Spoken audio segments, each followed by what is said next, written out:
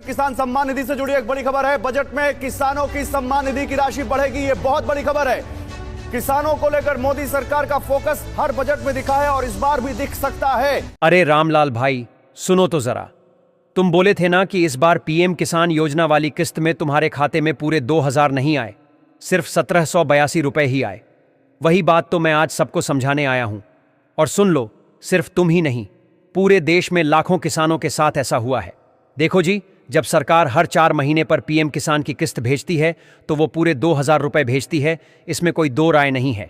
इस बार 20वीं किस्त आई है 25 जुलाई 2025 को, और बहुत से किसान भाई यही बोल रहे हैं कि उनके खाते में 2000 की जगह 1785, 1790 या 1782 रुपए ही आए हैं।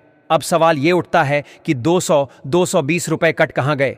तो भाई पहले तो डरने की कोई बात नहीं है, सरकार ने कोई पैसा नहीं काटा, सरकार ने पूरे 2000 रुपए ही भेजे हैं। अब बात यह है कि जब वो पैसा पीएफएमएस यानी पब्लिक फाइनेंशियल मैनेजमेंट सिस्टम के जरिए आपके बैंक अकाउंट में पहुंचता है तो वहां कुछ तकनीकी दिक्कतें हो जाती हैं। अब देखो ना, किसी के खाते में ओवरड्राफ्ट चालू है, यानी पहले से ही बैंक का कुछ पैसा उधार लिया गया था। जैसे ही नया पैसा आया, बैंक ने उसमें से अपने पैसे पहले निकाल लिए और किसान भाई को कम पैसा दिखा। फिर कुछ बैंकों में जो पुराना लोन है उसका ब्याज बकाया है, बैंक ने वो पैसा काट लिया। कई बार तो सर्विस चार्ज भी लग जाता है, खासकर प्राइवेट बैंकों में। और कुछ जगह तो आधार सीडिंग में गड़बड़ी है, यानी आपका आधार बैंक खाते से ठीक से जुड़ा नहीं है, जिससे पैसा पूरा नहीं बैठ पा रहा है।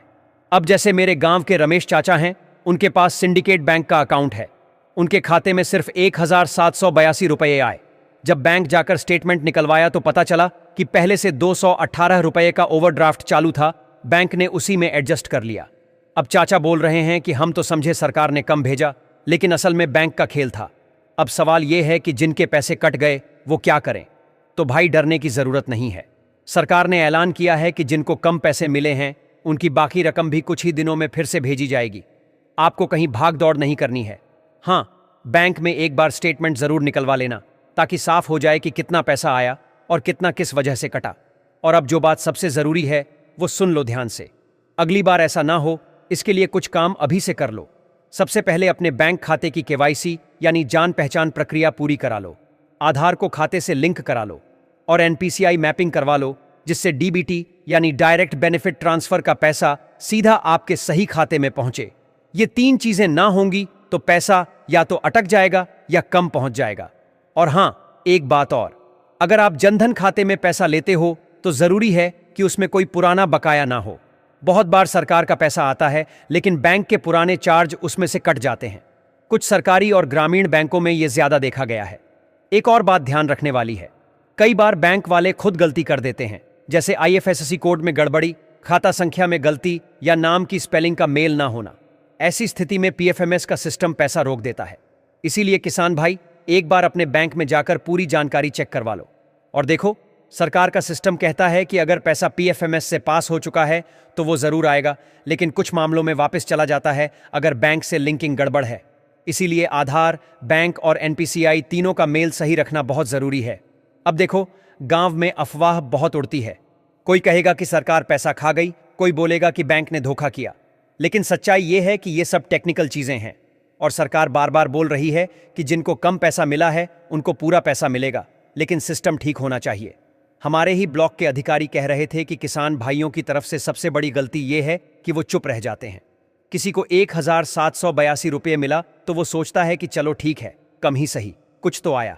लेकिन नहीं, आपको अपने हक का पैसा पूरा चाहिए तो बैंक जाकर पूछो, चेक करवाओ, और अगली बार से ऐसा ना हो, इसका इंतजाम अभी से कर लो। अब तुम पूछोगे कि एनपीसीआई मैपिंग कहाँ से कराएं? तो भाई, अपने बैंक ब्रांच में जाओ, वहां फॉर्म भरकर एनपीसीआई में अपने खाते को डीबीटी के लिए एक्टिवेट करवा दो।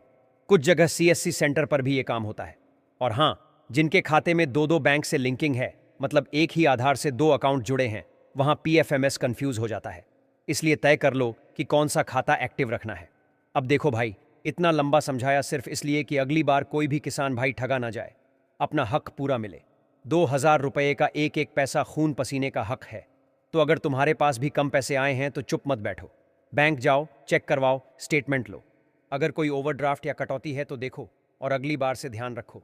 वीडियो अच्छा लगा तो अपने गांव, अपने परिवार और अपने सभी किसान भाइयों के पास ये बात पहुंचा दो, ताकि हर कोई जागरूक रहे और किसी का भी पैसा बीच में न कटे। अब बोलो रामलाल, साफ समझ में आ गया ना? कोई बात रह गई हो तो बताओ, फिर बैठकर और समझा दूंगा।